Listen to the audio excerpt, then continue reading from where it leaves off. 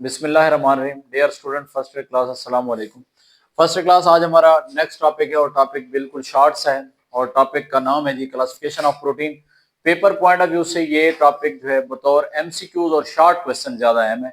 Long question में इसके chances कम है। शॉर्ट के तौर पर ये आ सकता है कि राइट या describe about the classification of protein. Short में आपने इसको करना है और इसमें दो ही बड़ी क्लासेस हैं। एक हमारे पास है ये फिब्रस प्रोटीन, फाइब्रस प्रोटीन, और दूसरी हमारे पास है ग्लोब्यूलर प्रोटीन।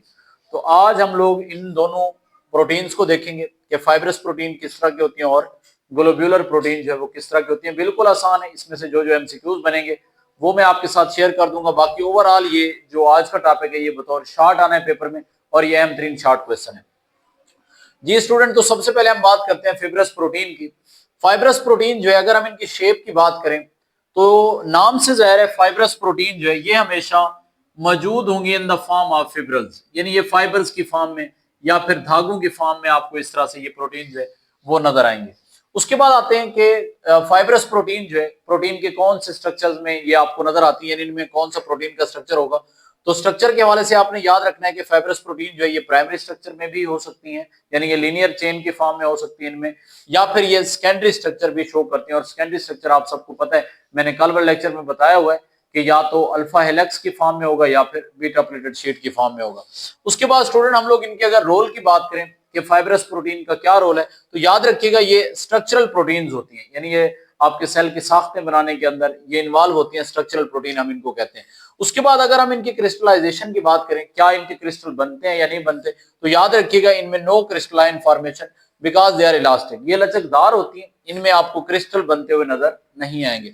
उसके बाद अगर हम इनकी सॉल्युबिलिटी की बात करें तो ये अल्कोहल में या वाटर में ये या किसी भी लिक्विड के अंदर ये इनसॉल्युबल फॉर्म में आपको नजर आती, ये हल नहीं होती। उसके बाद अगर हम इसकी डिसऑर्गेनाइजेशन की बात करें तो डोंट डिसऑर्गेनाइज इजीली, इनको डिसऑर्गेनाइज नहीं किया जा सकता। मतलब कैसे कि जिस तरह हमारे पास एक प्रोटीन एंजाइम की अगर हम बात करें तो उस पर पीएच का भी इफेक्ट है, टेम्परेचर का भी इफेक्ट है, तो वो डिसऑर्गेनाइज हो सकता है अगर टेम्परेचर कम ज्यादा हो जाए। लेकिन यहाँ पे हमारे पास ये जो इलास्टिक या आपकी फिब्रस प्रोटीन है ये डिसऑर्गेनाइज नहीं होती इतनी जल्दी से, यानी ये अपने आप को क्या रख सकती है, ये स्टेबल रख सकती हैं, ये एनवायरमेंटल चेंज में ये बिल्कुल खराब नहीं होंगी। उसमें उसके बाद लास्ट पे हम आते हैं कि इसमें एग्जाम्पलें कौन कौन सी हैं। स्टूडेंट याद रखिएगा फाइब्रस प्रोटीन में जो पहली एग्जाम्पल आपकी बुक पे दी हो वो सिल्क फाइबर की है, और सिल्क फाइबर जो है ये वेब ऑफ द सिल्क से आपको मिलेगा।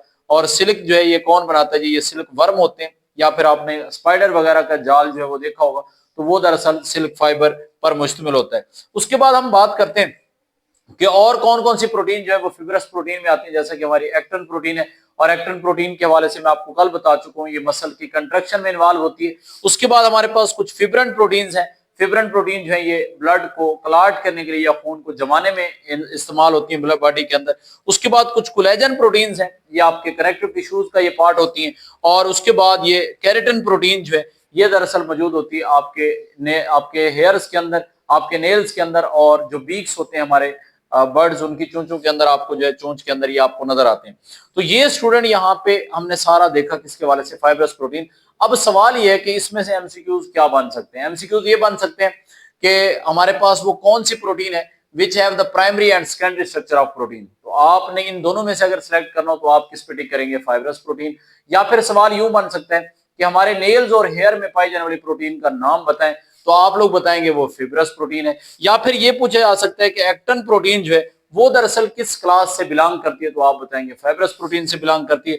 या फिर ये पूछा जा सकता है कि सिल्क फाइबर जो है वो हमें कहां से मिलता है, तो आप बताएंगे वेब ऑफ सिल्क या फिर सिल्क वर्म से या फिर स्पाइडर वगैरह से मिलता है। तो इस तरह से स्टूडेंट ये बहुत सारे एमसीक्यूज जो है वो बनेंगे। तो ये आपने एक पॉइंट ये याद रखना है एमसीक्यूज के हवाले से।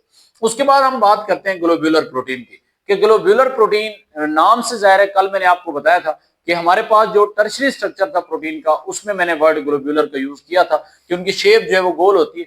तो ये ग्लोब्यूलर प्रोटीन हमेशा स्फेरिकल होती है, गोल होती है, और इनकी शेप जो एलिप्सॉइडल होती है। एलिप्सॉइडल का मतलब भी बिल्कुल बेजवी या फिर गोल की तरह ही आप इसको लगाएं।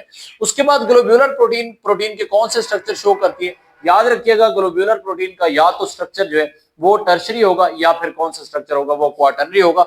उसके बाद जो ग्लोब्यूलर प्रोटीन है अगर हम इनके रोल की बात करें तो स्टूडेंट याद रखिएगा ये हमेशा फंक्शनल रोल प्ले करती है।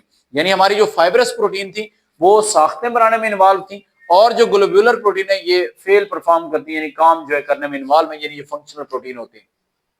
उसके बाद हम बात करते हैं कि क्या इनके क्रिस्टल बनते हैं या नहीं बनते। स्टूडेंट याद रखिएगा जो आपकी ग्लोब्यूलर प्रोटीन होती है कैन बी क्रिस्टलाइज, इनके क्रिस्टल बन सकते हैं।